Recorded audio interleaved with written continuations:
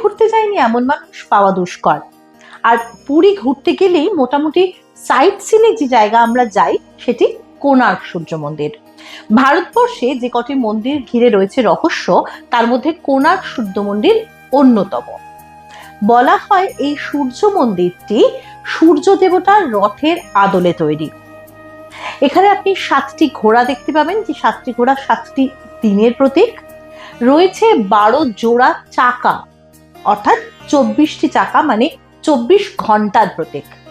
আরেকটি ব্যাপার দেখতে পাবেন, এই প্রত্যেকটি রথের চাকায় 8টি করে স্পোক রয়েছে, অর্থাৎ 8 প্রহর। এবং বলা হয় সূর্য মন্দিরে সূর্য পড়ার পর যে ছায়া পড়ে তার উপর, এই মন্দিরের গায়ে, সেই ছায়া দেখে দেখে আপনি ঘন্টা, মিনিট, সেকেন্ড সব জানতে পারবেন।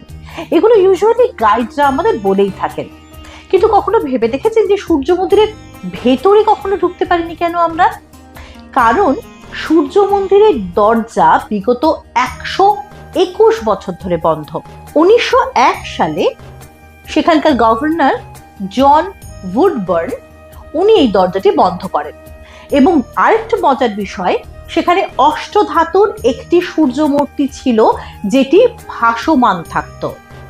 বহু মানুষের কাছে এটি আশ্চর্য ঘটনা, কিন্তু ওলন্দাজরা এই অষ্টধাতুর মূর্তি এবং ওপরের চুম্বকটি নিয়ে নিজের দেশে চলে যায়, এটি কথিত আছে।